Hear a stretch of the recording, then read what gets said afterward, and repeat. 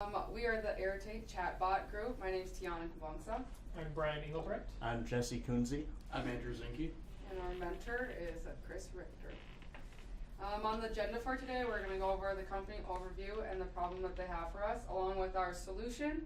And then we'll go over user stories and schedule and our progress so far. Then Jesse will give a live demonstration, and then finally we'll go over our risk, reflections, and future planning for our project. So a little bit about the company that we are working with. Aeritae is a consulting company located in St. Paul, Minnesota. They help companies implement ServiceNow into their business. And ServiceNow is a ticketing system which provides service management software, and they also specialize in IT service management and IT operation management and IT business management. Aeritae also provides different services that include strategic services, service innovation, technical services, and talent services. And we are working with Chris Richter on our project. Chris has worked with NDSU Capstone in the past, and we are happy to be working with them. So the problem is Aeritae needs a front line for their technical support group and decided that a chatbot would be the best option. The chatbot should provide immediate help service for the user in hopes of improving service desk productivity. The chatbot should be able to communicate with the user and figure out their issue and then provide the user with a solution, which would mean that the issue would be forwarded to ServiceNow. Otherwise, the user will be directed to self-help articles provided. And our solution is that we're creating a chatbot using Microsoft Bot Builder with Node.js. We decided to use this due to the documentation given. There's a lot of it. And we also thought that this would provide a good platform for the future of the chatbot as the decision tree gets more complex and we add more features into the chatbot. We're also using the ServiceNow developer instance for testing. And now Brian will go over user stories. All right. Switch. So the interesting thing about this project is that one of the main purposes is to actually minimize the number of users who need to interact with the project, as well as minimizing their wants and needs when interacting with the project. So both of these factors combined actually contribute to a rather small number of user stories with which we can document this project. During our first sprint, we wanted to first get down the basics of a conversation. We wanted to make sure that the user could speak, and then they would get a response. Both of these things were actually they actually worked by finishing a tutorial that we found for Microsoft Bot Builder. We each finished our own and put a little twist on it to see what different things we could do with it. But in the end, we actually only predicted a few points for each of these user stories, and that turned out to be the case, as there's actually a lot of documentation that helped us along with the tutorial and learning the basics of this bot. Once we got into the second sprint, we wanted to make sure that all of the functions from start to finish with this project would actually be implemented, whether or not they were fully implemented. So we wanted to start with making sure that I could identify keywords. So we used a parsing function for this that's referenced by the main application of the bot. But basically, it's going to take what they said and look for if they're asking for something, if they need something, or they're dealing with a problem. And then going on to the other story, the user is going to want the bot to ask follow-up questions specific to what they need help with. So once it finds these keywords, it's actually going to search through a decision tree that was provided to us by Chris, and it's going to determine what question it should ask next based on what they type. And this was actually an initial draft that can easily be expanded in the future by us or other people who eventually work on this. But either way, the first story cost us just about 3 points. We pretty much had experience with parsing before, and then took about 5 points to really implement the decision tree and make sure it could take multiple paths for a total of 8. and that was also about where our estimate was. Moving on to the next 2 sprints, we actually see even more of a decline of the number of user stories there are, because at this point the user is technically wanting less and less. After they've put in their request and they're starting to get help, they shouldn't need much else from the system. But they do still want to send a report of what they asked for, so that the other people at Aeritae or any department in the help desk can help them after the report is sent. This story includes a ServiceNow developer instance that we had to create to make sure that not only could it receive a report that we send, but that it would actually save it and process it as a table entry that it can understand. And then moving on to the 4th sprint, which we have not actually come to yet, of course, is the final story that a user will want as fast of help as possible, and their experience should be as easy as possible. Anyone looking for customer service wants the experience to be fast and easy.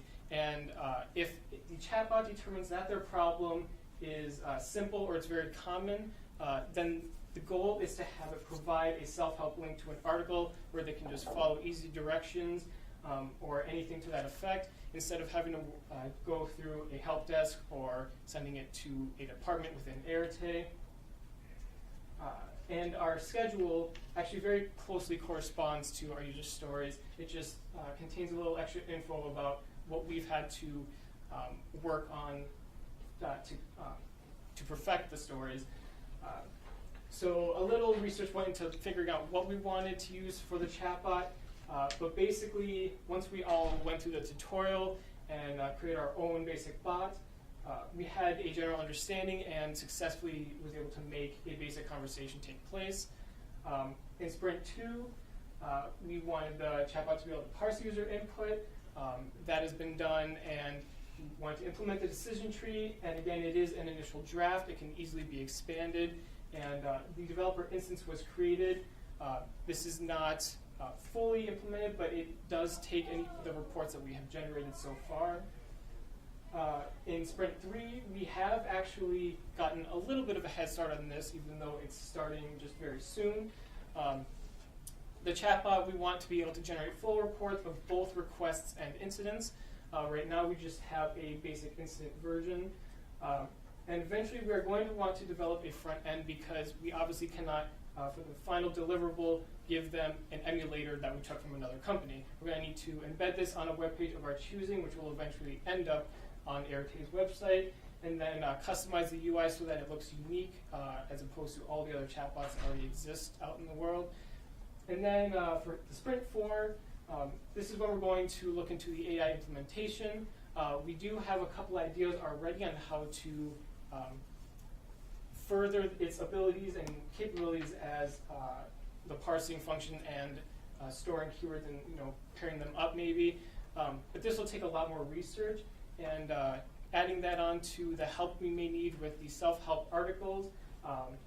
Aeritae knows what the common problems are and what is easy to fix with an article, so we may need some of these to be provided to us, or we might need to look for them.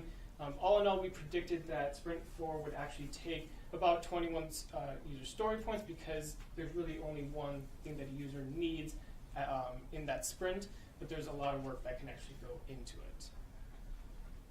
And now Jesse will give you a rundown of our progress and give you a little demo. Perfect. So far, like you've heard from Brian, we've implemented the initial draft that Chris has given us of the decision tree.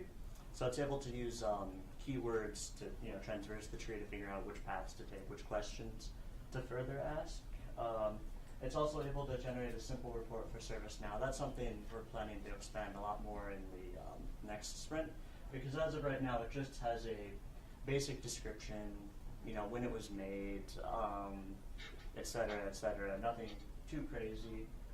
Eventually, we want to have which group it gets assigned to, like maybe the Outlook email team or the database team or this or that. And then it can communicate through the ServiceNow REST API, which was really easy. basically we just send the report in JSON format to ServiceNow, and then ServiceNow takes care of all the table generation stuff, and from there it's all ServiceNow is doing. So I'll give you a quick little demo. So this is the emulator.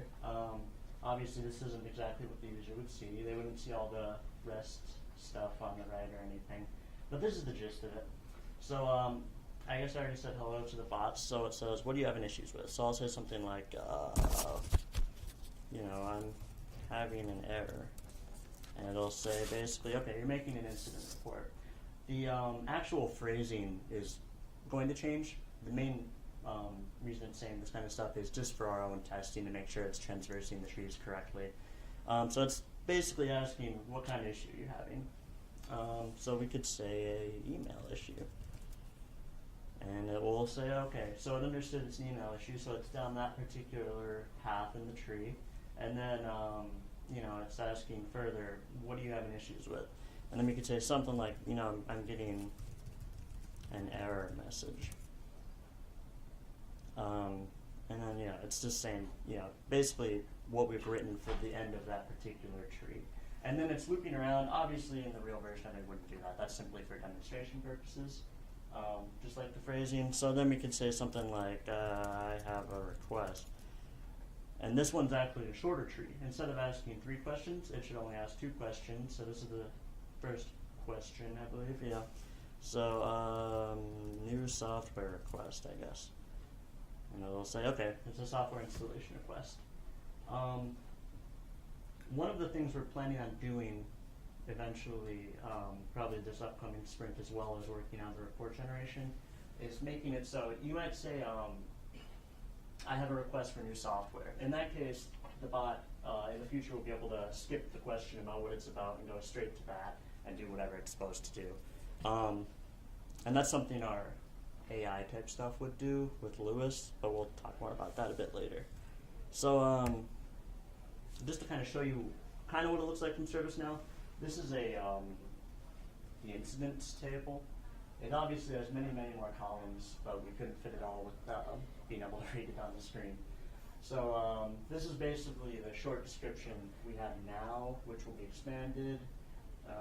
This is when the ticket was opened. And then we're going to have to change the categories, and then the caller eventually will be the person who is chatting with the bot. We're going to have a way to, obviously ask for the person's name so they don't have a trouble ticket for nobody. And so that's about where we're at now. So next up we'll have Andrew talk about the risks and finish up. So with our project, at this point we're really more of a self-driven project. We've gotten everything that we've needed to from Chris. So it comes down to us being able to identify what we need and how to do it properly, which really cuts down on the external risks that we have. For us, the internal risks will be making sure that we fully understand what Chris is asking of us, and making sure that our front end looks the way it should, and everything correlates with the business logic that they want from us. At this point, as they've been saying, we are slightly ahead of schedule, and because of this, we are able to look into expanding the decision tree so that we can use two words when you're looking for a keyword, as Jesse was saying, so we can maybe skip a step in it during the decision tree. And because of that, we can look into more advanced parsing ways, such as the Lewis that Jesse was talking about. And I'll talk about that at the end here. But our plans for the future include having a chatbot create a more detailed report so that they can actually figure out what the user wanted so that Aeritae can help with that. And we also want to create custom dialogues for the chatbot so that it's not just a robotic sounding response, just a generic one like you saw here in the presentation. We also want to move all of our strings into a string file so that it's more ready for for globalization. So we also want the chatbot to link to knowledge articles when it figures out the problem, so that the user can go straight to figuring out the problem themselves. And we also want to look into AI implementation with Lewis, and what that does is it tries to figure out the intent of what the user is trying to say using a scoring method, so they can figure out the intent and find the valuable information in conversation, so it can skip steps during the branch. So in summary, pretty much, we're building a chatbot for Aeritae to act as a frontline service desk, and we're ahead of schedule, and we're looking to the use of AI. Any questions? Got a couple. Sure. One of the things, when you were having the question come back to the user, you were kind of having this long sentence that says, is it this or this or this? Yeah. I think one of the things I've seen in equivalent things is, rather than do that, they'll put a list of, is it A, B, C, or other, Right. and you just pick, Yeah. which might be a more friendly Right. interface.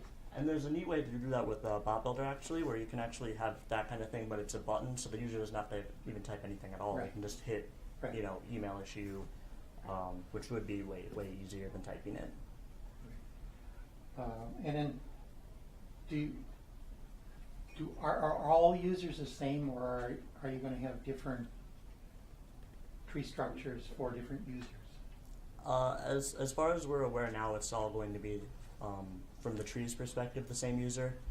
We're just going to use the user's information to basically be contact information for the user. The idea is it should just be resilient to any level of technical jargon or whatever language they may be using. It'll just be resilient to it, but it'll still use the same process for everyone.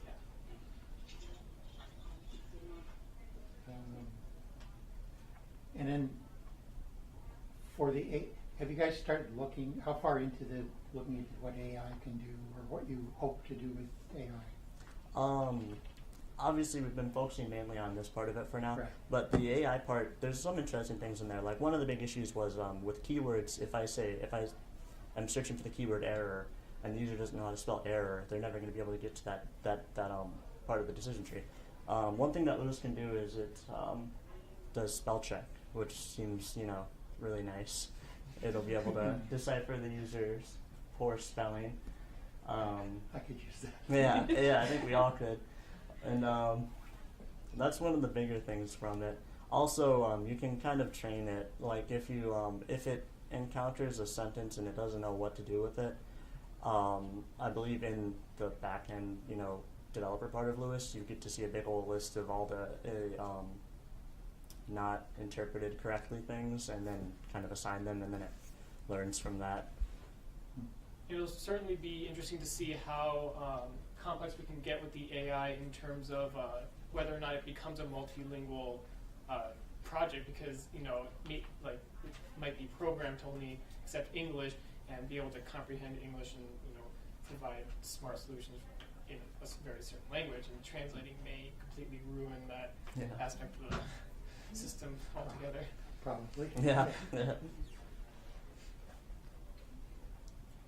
I guess, was there any plan or desire for it to be able to look at the type of ticket or incident report it needs to create, and just by knowing a little bit about what that looks like, to get more information to fill in certain fields, or other things where it might be helpful or useful for the actual human that has to deal with it?